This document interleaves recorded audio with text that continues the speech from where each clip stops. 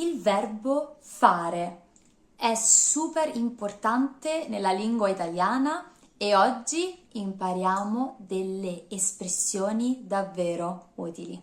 Cominciamo! Ciao, bentornati o benvenuti su Italian House.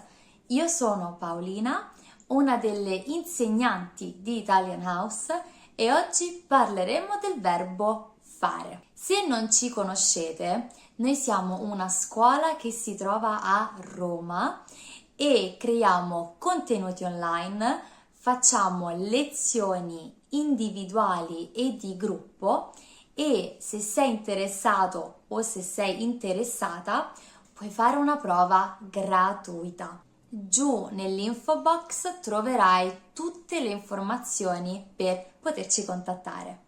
Oggi invece vedremo insieme questo verbo che in italiano si usa veramente tantissimo.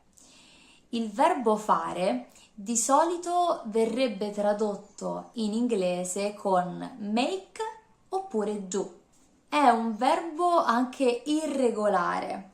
Vediamo insieme come si dice all'indicativo presente. Io faccio. Tu fai. Lui, lei fa. Noi facciamo. Voi fate. Loro fanno. Oggi vediamo più nel dettaglio delle espressioni di diversa difficoltà, di diverso livello e vediamo insieme che cosa significano con degli esempi. Azioni quotidiane, azioni che facciamo spesso. Fare la doccia. Tu preferisci farti la doccia la mattina o la sera? Fare il bagno. Quando vai al mare, quanto spesso ti fai il bagno? Fare i compiti. Io faccio sempre i compiti veramente tardi. Fare colazione. Io faccio colazione alle 9 di mattina. Fare tardi. Mi raccomando, non fare tardi questa sera. Domani ti devi svegliare presto. Fare la barba. Per favore, non farti la barba. Stai benissimo così.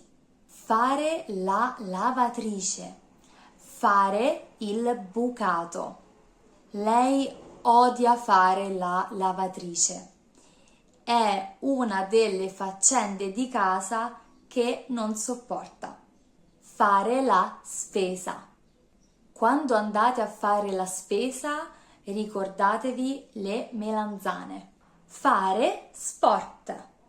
A me piace fare sport perché mi sento meglio.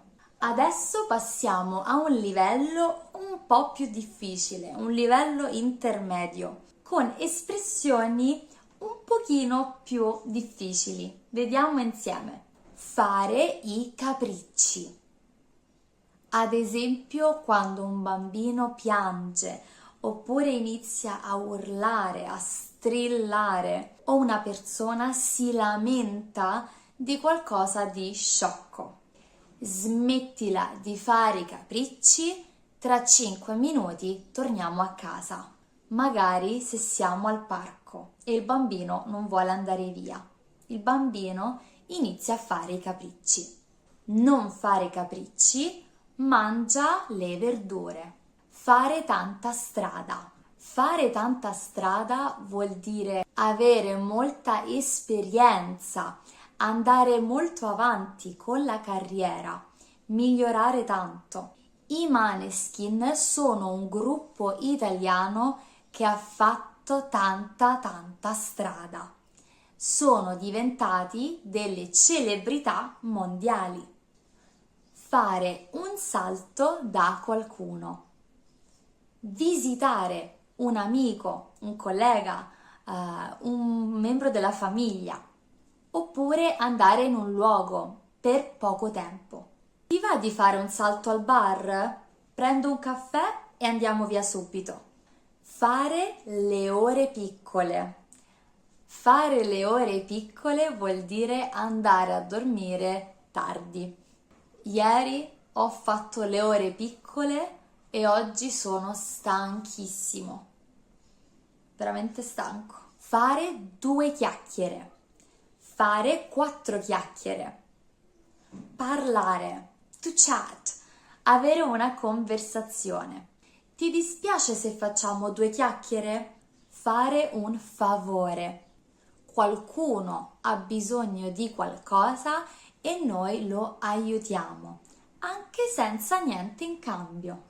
Ieri mio zio mi ha fatto un grande favore, mi ha aiutato a spostare il divano in casa. Fare una scenata.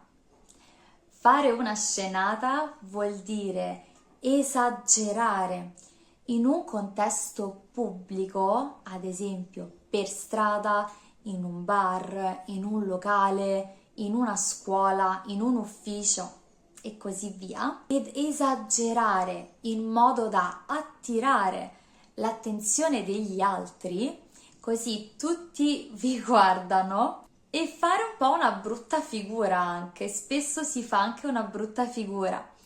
Ieri un ragazzo ha fatto una scenata davanti a tutti, è stato tremendo. E adesso l'ultimo livello.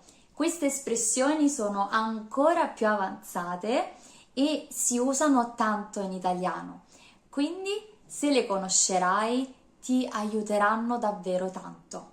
Fare caso. Fare caso vuol dire che si nota qualcosa, magari qualcosa che gli altri non vedono. Ad esempio, mia mamma fa sempre caso anche ai piccoli dettagli. Si usa anche in modo informale, un po' più slang, per dire fai caso che. Facciamo un esempio. Ammettiamo che. Si usa spesso per introdurre un esempio. Fai caso che domani piova. Cosa facciamo? Fare a meno di qualcosa. Riuscire a stare senza un oggetto, qualcosa che di solito usiamo o che potremmo ritenere necessario. La mia macchina è dal meccanico. Devo fare a meno di usarla e prendere i mezzi pubblici. Un altro esempio un po' più romantico. Non posso fare a meno di sentirti ogni giorno. Fare le corna. Fare le corna si usa tantissimo in italiano. Fare le corna può avere più significati. 2 principali sono: uno, per togliere la sfortuna. Facciamo le corna e domani l'esame andrà benissimo.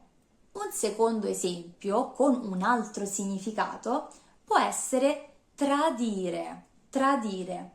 Quando una persona è stata tradita, in Italia si dice che ha le corna. Nel film che ho visto l'altra sera, la moglie tradiva il marito.